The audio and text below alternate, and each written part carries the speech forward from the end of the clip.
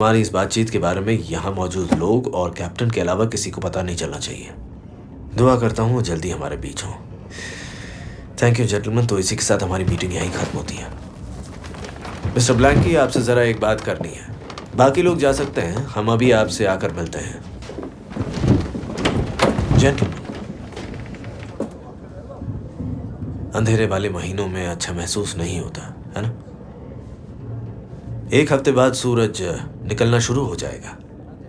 यह सुनकर लोगों की हिम्मत बढ़ जाएगी।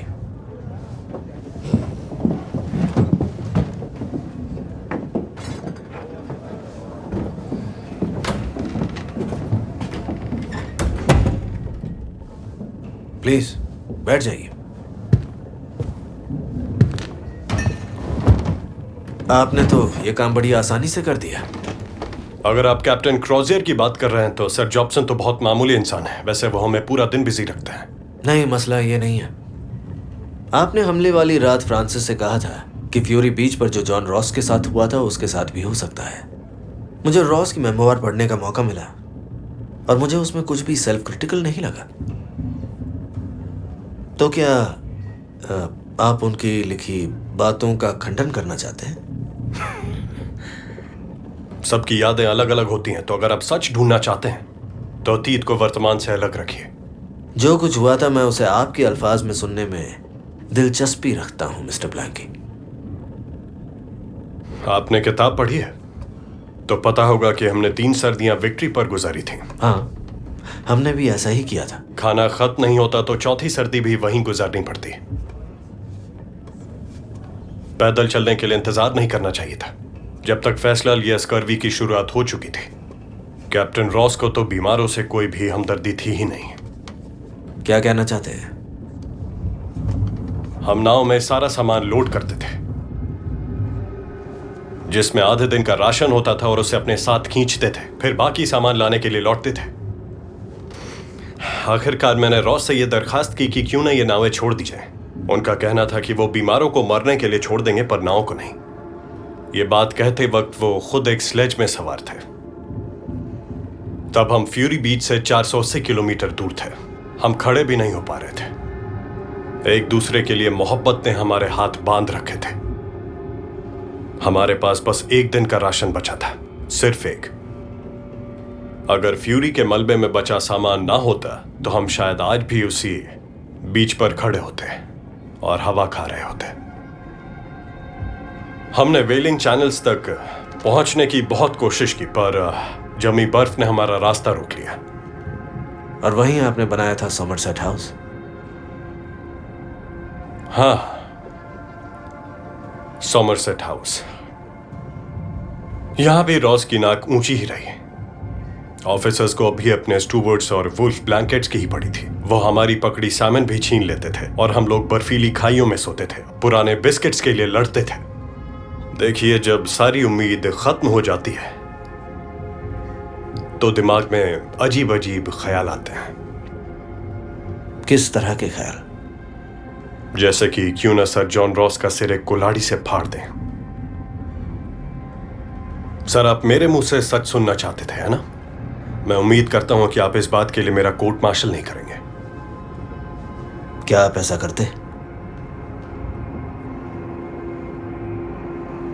आखिरकार अगस्त में रास्ते खुले। हमें इजाबेला ने वहां से निकाला। लोग तो हमें 2 साल से मरा हुआ मान रहे थे। पर मिस्टर ब्लैंकी, ज्यादातर लोग तो बच गए थे ना? सर, अगर आप मेरे मुंह से यह कहलवाना चाहते हैं तो सर हाँ, हम बच गए थे। लेकिन अगर हमें इस जगह से अपने बलबूते पर निकलना था और जिस जगह की दूरी 3 गुना थी, तो यह समझना जरूरी हो जाता है कि हमें सबसे ज्यादा परेशान बीमारी या भूख नहीं किया था। हमें परेशान किया दिमाग ने, ख्याल। हमारी निराशा को दूर करने के लिए कोई बड़ी आशा चाहिए थी।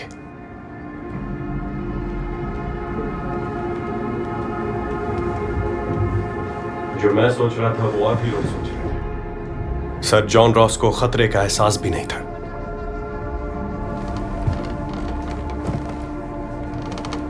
क्या इस तरह का अंधेरा हमारे बीच देख सकते हैं?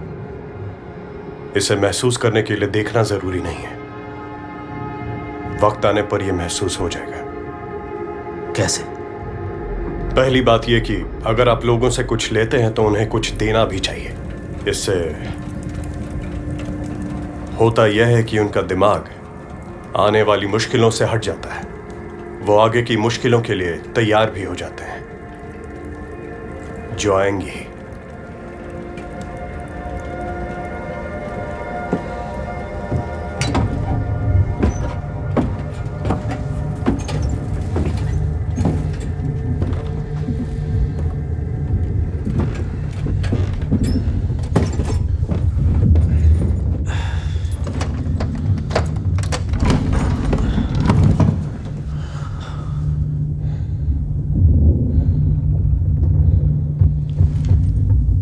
ये आप पर छोड़ा सर जॉन।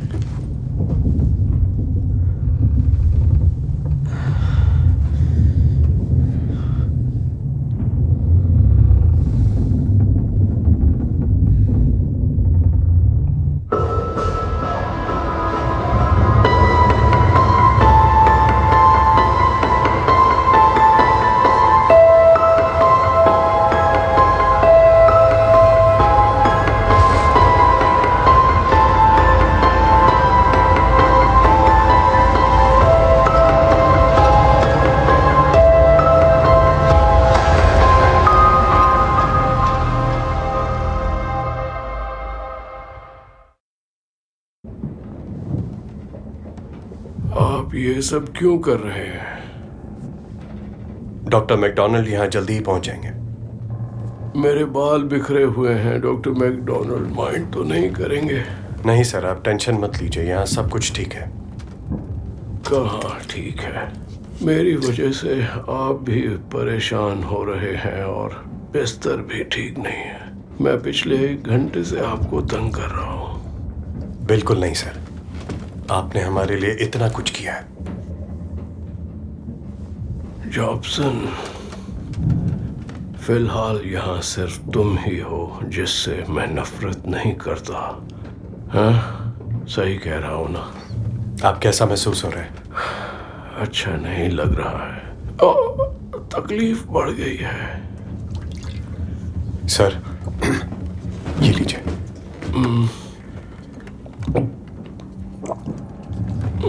बस एक से सर। मुझे और चाहिए। नहीं, इस मामले में डॉक्टर ही कैप्टन जैसा होता है सर, बस और नहीं। तुम ये पहले भी कर चुके हो। मैं सही कह रहा हूं ना? हर लफ्ज बोलने में तकलीफ होती है। बात मुझसे छिपाओ मत जॉब्सन। वो मेरी माँ थी सर। तुम्हारी माँ? हाँ, वो मेरे भाई को एक सर्कस में ले गई थी, मार्लेबोन में। वहां सीटों पर बहुत सारे लोग थे। सर्कस ज्यादा पैसे कमाने के लिए ज्यादा टिकट बेचते हैं। मेरे भाई के जूते नीचे गिर गए। वो काफी नीचे की तरफ थे, इसलिए मेरी माँ ने जूते उठा लिए और बस तब ये सारी सीटें ढह गईं। उनका हाथ कुचला गया। उनका हाथ तो बच गया, लेकिन वो फिर कभी उसे इस्तेमाल नहीं कर पाई। उनका दर्द सिर्फ एक ही चीज से दूर होता था और वो थी लॉटनम। तब तुम बहुत छोटे थे? नहीं, ये 1939 में अंटार्कटिका पर हमारे रवाना होने से पहले की बात है। वो चाहती थी मैं भी चलूं। वो नहीं चाहती थी कि मैं ये मौका गंवाऊं। लेकिन जब तक हम लौटे उनकी हस्ती बदल चुकी थी। माफ कीजिए सर। नहीं, आगे बताओ। मेरी दिक्कत थी, इससे वो खुश होती थी। रात में उनकी सांस रुक जाती थी, टॉयलेट निकल जाता था। उनकी हालत कभी कभी कई दिनों के लिए ऐसी हो जाती थी कि ना वो खुद खाती थी और ना ही मेरे भाई को खिलाती थी। पर उस दवाई ने उनके चेहरे पर मुस्कान ला दी थी। अब तो किसी औरत का मुस्कुराना अच्छा ही नहीं लगता। हमारी पड़ोसन एक नर्स मेड थी और उसने 3 हफ्ते तक मेरी माँ को संभालने में मेरी काफी मदद की थी। जब ये सब हुआ तब उनकी हालत क्या थी? हेलो, क्या हाल है सर? लग रहा है आप किसी पार्टी में जाने वाले हैं। थॉमस, सब ठीक हो जाएगा कैप्टन, आप दिल छोटा मत कीजिए सर।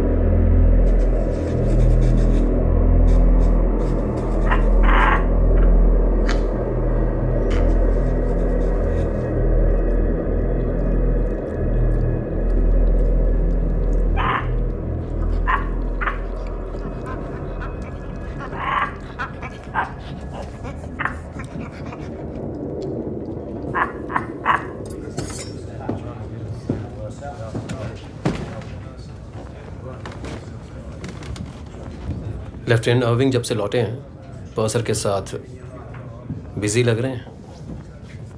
शायद चीजों का लेखा जोखा ले रहे होंगे। नहीं, वो काम तो हो चुका।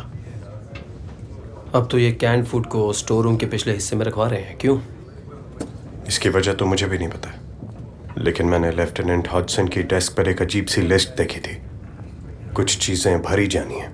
किस तरह की चीज़ों की लिस्ट? खाली चीजों की, ट्रंक्स, क्रेट्स। सब लोग ऊपर आ जाओ, जल्दी कीजिए। लेफ्टिनेंट लेविस्कॉन्ट के पास कैप्टन फिट्ज जेम्स का एक संदेश आया है जिसे सुनकर आप सब जोश में आ अरे जाएंगे। ये ऐसा क्या संदेश सुनाने वाले हैं बिली? चलो ऊपर चलते हैं, अभी पता चल ध्यान जाएगा से कौन सुनिए। है। पहले सनराइज के लिए हमारे पास एक शानदार योजना है। कैप्टन फिट्ज जेम्स ने एक प्रस्ताव रखा है कार्निवल का।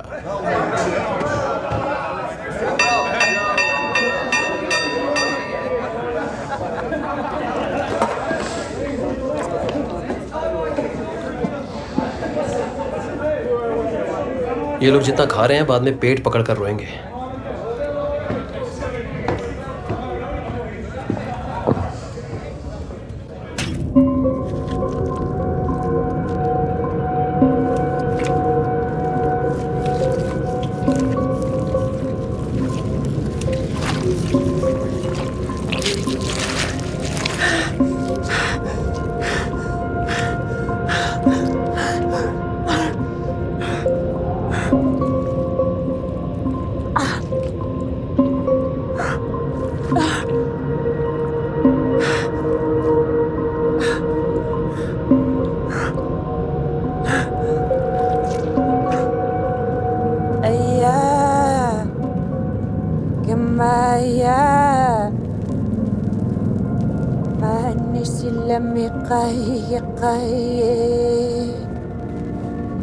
Nukiliati dunga kai dua vilere ya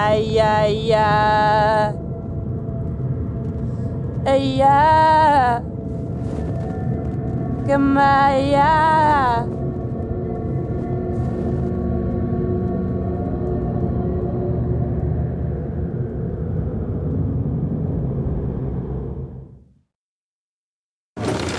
mister आमिलिच,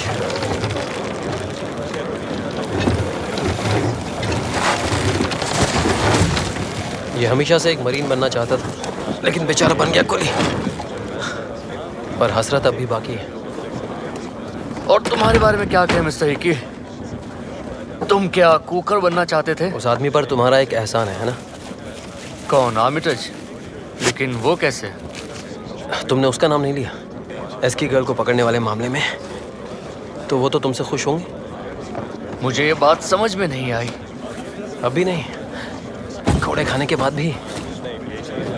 ऐसी सजा के बाद तो बात समझ में आ जानी चाहिए थी। बिल्कुल, और मैं उसके लिए शुक्रगुजार हूँ। तुम बदल गए हो है ना?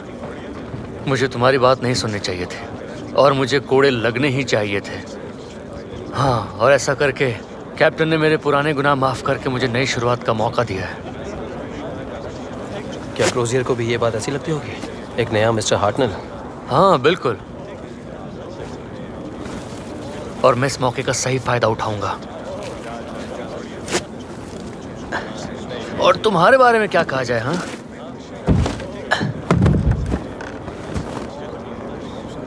तुमने आर्मिटेज को क्यों नहीं बताया?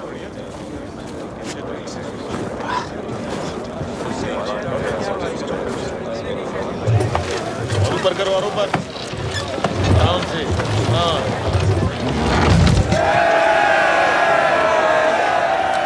बहुत बढ़िया। ऐसी खुशी भरी आवाज काफी वक्त से नहीं सुनी। हम काफी सामान इस्तेमाल करेंगे सर। बसंत तक वैसे भी ये सब चलने नहीं वाला। तो फैसला हो गया, हम पैदल चलेंगे। इसका फैसला फ्रांसिस करेंगे। अब यहाँ से निकलने की कोई गुंजाइश नहीं। वो शुरू से सही कह रहे थे और हमने उनकी नहीं सुनी। सुनो लेफ्टिनेंट, हमें इन लोगों को एक आखिरी अच्छी खबर देनी है और उसके बाद ये बुरी खबर। तो वो खबर तैयार है ना? हाँ, थोड़ा बहुत सोच तो लिया है, बाकी वक्त आने पर देखा जाएगा। कुछ सोचो इससे पहले कि सारे अच्छे आइडिया खत्म हो जाएं।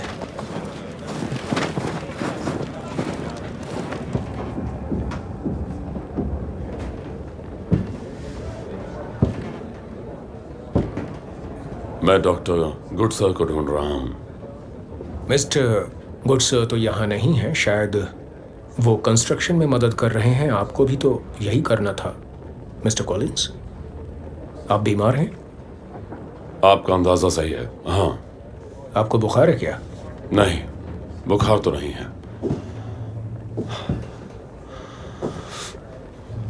दिमाग घूम रहा है, चक्कर घिन्नी बना हुआ है। चक्कर घिन्नी बना हुआ है? मैं कुछ समझा नहीं।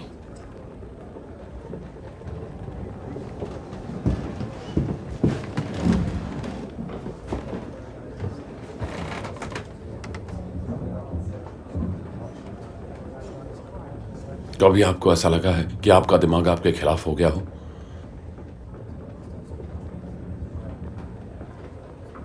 मैं वो काम भी करता हूं जो मेरे लिए जरूरी नहीं, इसके बावजूद मैं अकेला महसूस करता हूं।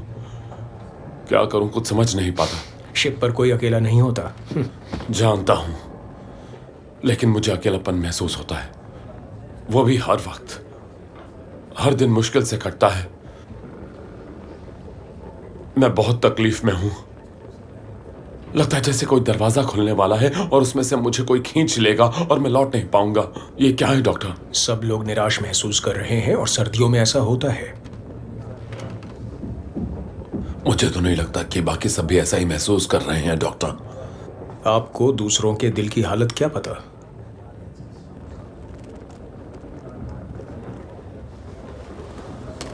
मिस्टर कॉलिंस, आपके पेट में दर्द होता है? क्या कहा? पेट में छाले वगैरह तो नहीं है? चलने में तकलीफ होती है? आपको कैम्फर या डोवर्स पाउडर की जरूरत तो नहीं महसूस होती? नहीं सर। मैं एक डॉक्टर ऑफ मेडिसिन हूं मिस्टर कॉलिंस, इस बात का मतलब समझते हैं ना?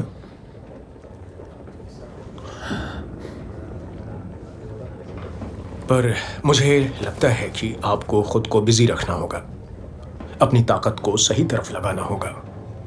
और इसीलिए कैप्टन फिट्ज जेम्स ने एक पार्टी करने का ऑर्डर जारी किया है। मेरे हिसाब से सभी लोगों का इलाज यही है,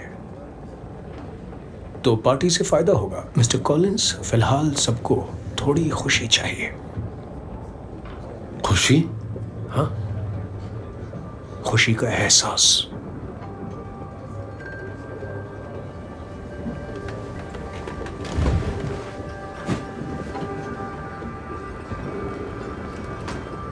ये आपकी बेटी है सर? हाँ। Good night mister Collins. इससे पक्षियों से प्यार है? कार्निवल के बारे में सोचिए, वो सबका मुंह ठीक कर देगा और इसमें मुझे कोई शक नहीं। हाँ।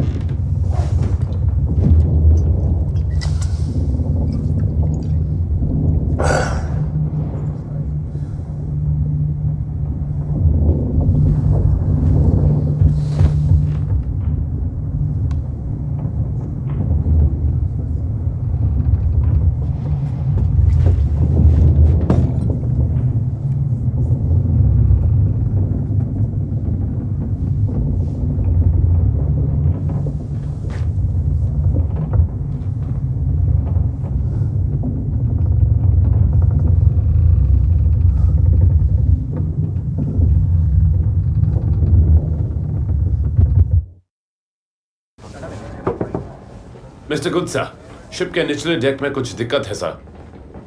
जल्दी चलिए, रास्ता दीजिए। हटिए।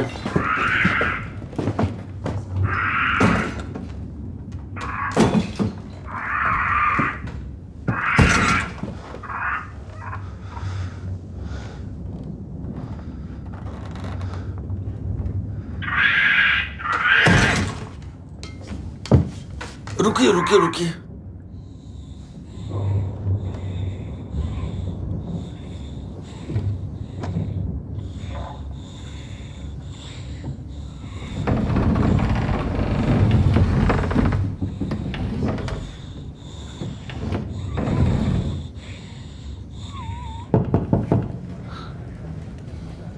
मिस्टर होर ने कहा मुझे ढूंढ रहे थे। आपके साथ एक ही शिप पर रहने की आदत पड़ गई है। गैनेट पर बिताए हमारे सीजन्स की याद आ गई। मैं अपनी मर्जी से यहाँ नहीं आया हूँ, मुझे तो टेलर के साथ जुड़ी बर्फ ने मजबूर किया। सुनकर खुशी हुई। आइए बैठ जाइए। लेकिन वोल्टेयर वाला मामला भी बाकी है। उसे छोड़िए। कोई गड़बड़ हुई क्या? यह है जेनोफोन। ग्रीक भाषा में इसे कहते हैं एनाबेसिस। इसके मायने हुए 10,000 का मार्च। इसकी कहानी मालूम है? नहीं। जब साइरस द यंगर अपने भाई से पर्शिया का सिंहासन चाहता था तो उसने हॉपलाइट की एक फौज की सेवाएं ली। वो लड़ाई जीत गए, लेकिन लड़ाई के दौरान साइरस मारा गया और लड़ाई का कोई नतीजा नहीं निकला। अब उसकी फौज एक अजनबी देश में थी। ज्यादातर ऑफिसर मारे जा चुके थे और उन्हें एक विकल्प चुनना था। या तो वो तमाम मुश्किलों के बावजूद लड़ते रहते या फिर लौट आते।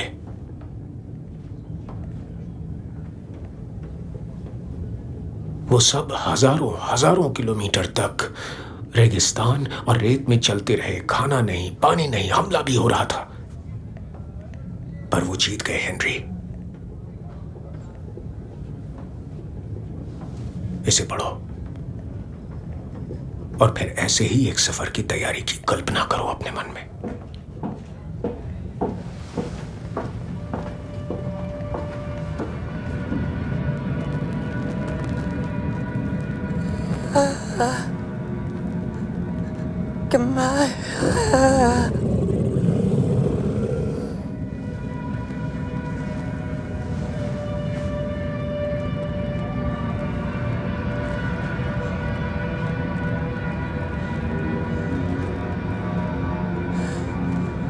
Dadama Panihimanga Okakatinga Angkomlik Atungisariaking in Nevid Taimanamad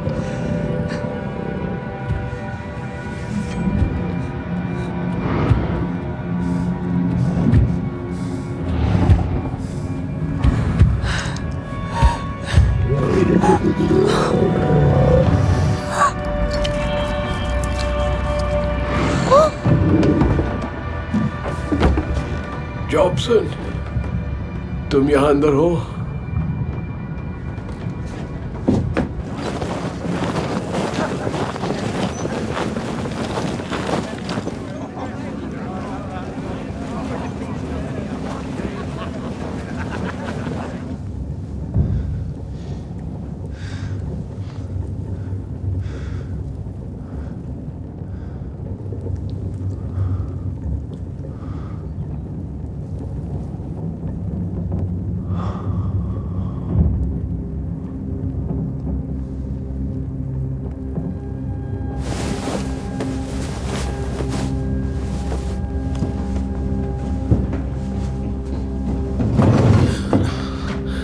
क्या हुआ? क्या बात है मिस्टर गुडसन? हमें बात करनी होगी अभी, प्लीज।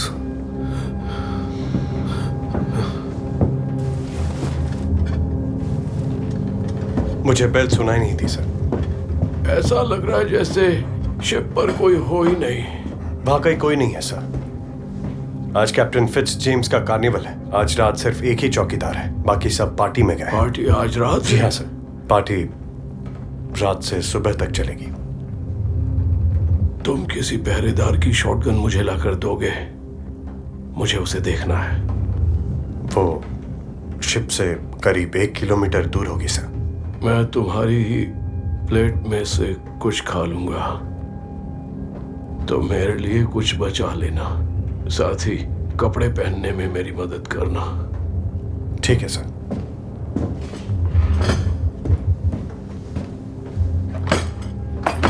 इस पूरे सफर के दौरान हम जिस तरह का खाना खाते आ रहे हैं वो बिल्कुल ठीक नहीं है। हम साल दर साल खाने में लेड लेते रहे हैं। इसी वजह से डेविड यंग की मौत हुई, बीची में भी लोग मरे, और बहुत से लोग हमारे पास अजीब सी शिकायतें लेकर भी आते हैं। ये हालात अभी और ज्यादा खराब होंगे, इसलिए हमें कमांड को फौरन बताना पड़ेगा। मैं इस बारे में सोचूंगा, फिर कोई प्लान बनाएंगे। सोचने के लिए बचा ही क्या है? इस वक्त आप बहुत घबराए हुए हैं मिस्टर गुडसन, और इससे यहाँ किसी को फायदा नहीं होने वाला। मुझे कुछ समझ में नहीं आ रहा कि आपको नहीं, मुझे करना है। मुझे करने दीजिए फैसला। समझ रहे हैं आप? हालात और बदतर होंगे डॉक्टर। मैं सब संभाल लूंगा।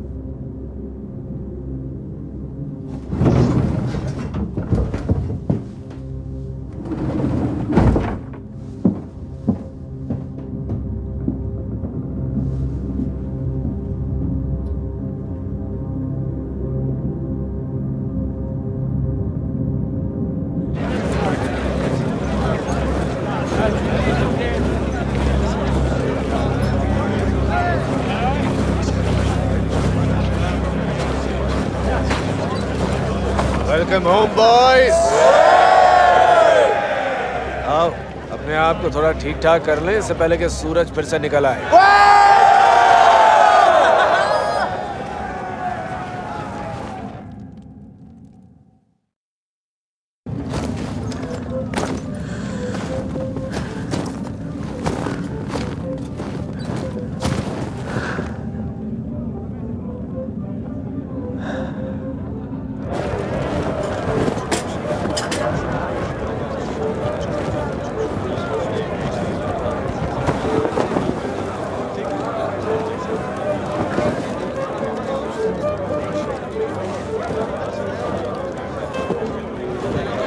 इन्होंने ये सब मैनेज कैसे किया?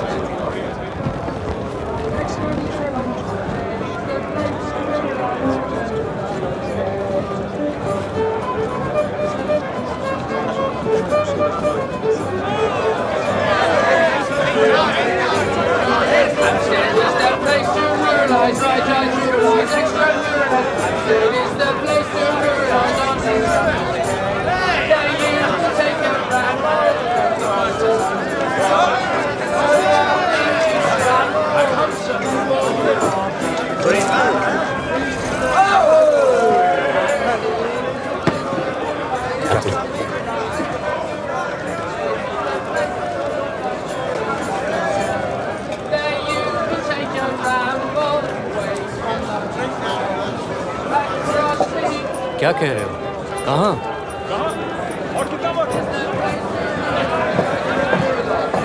फ्रांसिस, आपको यहाँ देखकर अच्छा लगा।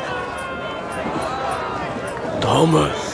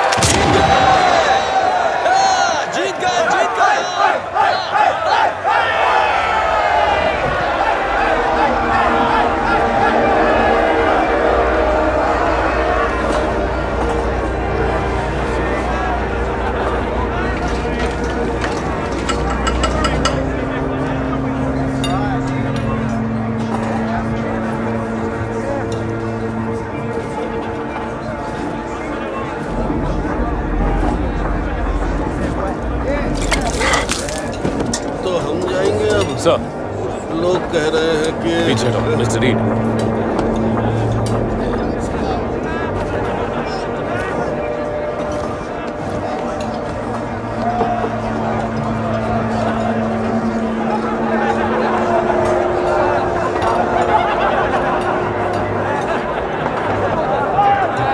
चलिए मैं आपको ले चलूं सर। सर,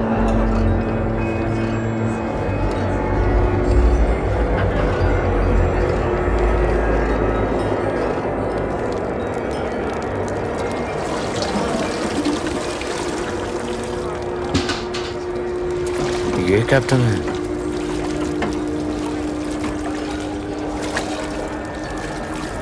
चलो अब ठीक ठाक पोशाक पहन लो, मैं इसे खत्म कर रहा हूँ। फ्रांसिस, ये सब मेरा आइडिया था ताकि लोग तैयार हो जाए।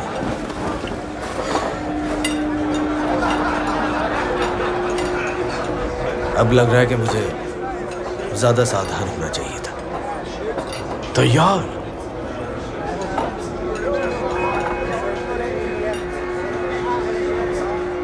चलने के लिए।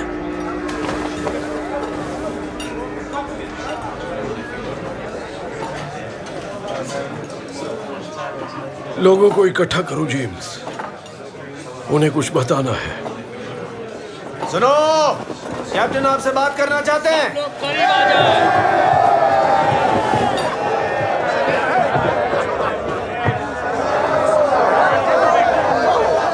कैप्टन आपसे बात करेंगे। शांत हो जाइए और कैप्टन की बात सुनिए।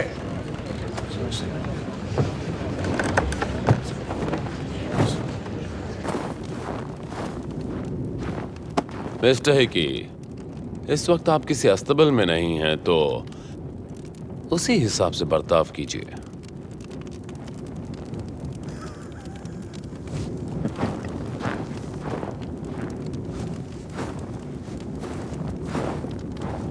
अपने मास्क हटा दो। मैं चाहता हूं हम एक दूसरे से आंखें मिलाकर बात करें। बर्फ में जमे शिप आशियाने तो अच्छे होते हैं, लेकिन वो हमारे घर नहीं होते। हमने अपने घरों तक लौटने का रास्ता ढूंढना है। आज रात आप सभी ऐसा ही कुछ मन में महसूस कर रहे हैं। आपने इस शिप को इसलिए बनाया ताकि वो सब मिल सके जो हमारे पास नहीं है।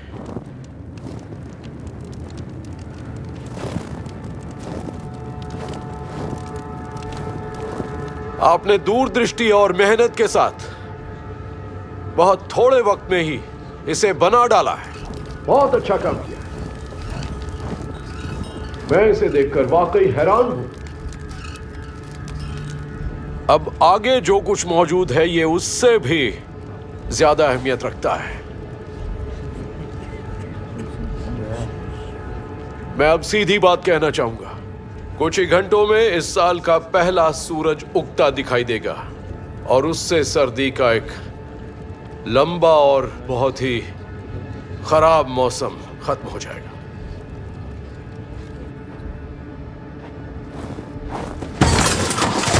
सही सलामत घर पहुंचने पर शायद हमें याद भी न रहे कि हमने इस दौरान क्या क्या झेला। घर लौटने के लिए हमें बर्फ के पिघलने का इंतजार करना होगा, लेकिन हमारे पास इंतजार का वक्त नहीं है। तो जैसे ही दिन में इतनी रोशनी होने लगेगी कि सफर सुरक्षित हो जाए, तो हम दोनों शिप को छोड़कर यहां से पैदल ही निकलने की कोशिश करेंगे, अगर बर्फ नहीं चटकती। दक्षिण की तरफ, समुद्री किनारे की तरफ हम फिश रिवर से होते हुए हडसन बे कंपनी के फोर्ट रेजोल्यूशन जाएंगे। इसके लिए हमें किंग विलियम आइलैंड तक की दूरी तय करनी पड़ेगी। यहाँ पूरे साल इंसानी आबादी नहीं रहती है, लेकिन हम शिकार के महीने में इसे पार करेंगे और काफी गुंजाइश है कि हमारी मुलाकात नेटसिलिक लोगों से होगी।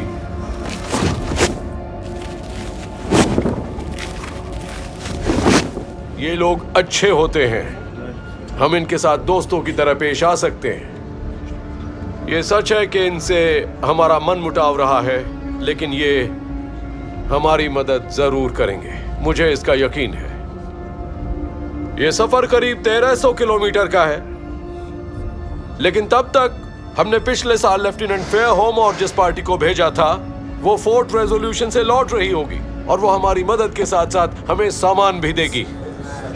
इसके अलावा जमीनी अभियानों का अनुभव रखने वाले हमारे पास कई तजुर्बेकार लोग भी हैं। डॉक्टर मैकडोनाल्ड, जी हाँ, डॉक्टर ब्लैंकी, कैप्टन फिट्स।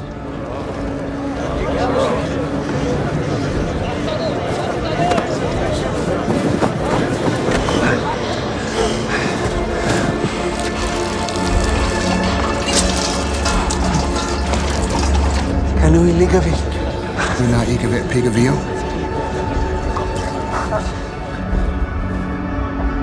किसी को अंदर भेजो।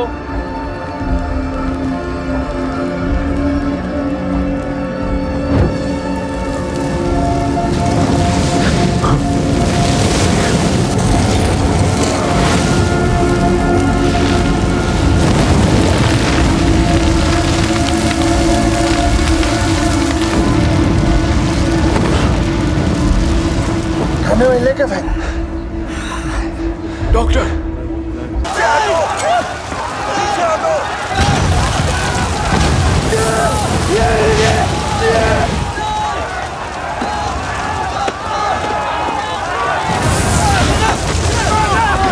की गिनती पर छोड़ना। 1 2 3। तुम उसे कुचल रहे हो, तुम कुचला जाएगा। मैं यहाँ से रास्ता बनाता हूँ, पीछे आ जाओ, नीचे आ जाओ, नीचे आ जाओ।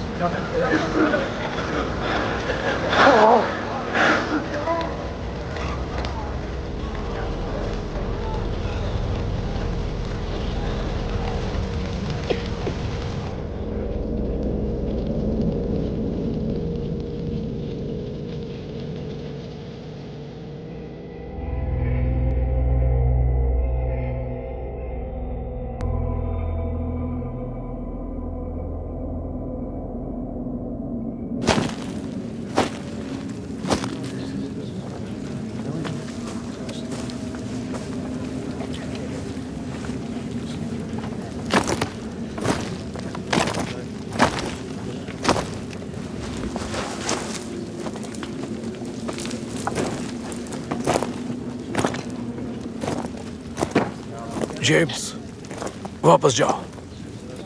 ये बाकी लोग कर सकते हैं। चलो उठो, एयरबस पर तुम्हारी जरूरत है। बहुत सारे लोग मारे गए हैं, गिनती बाद में करेंगे।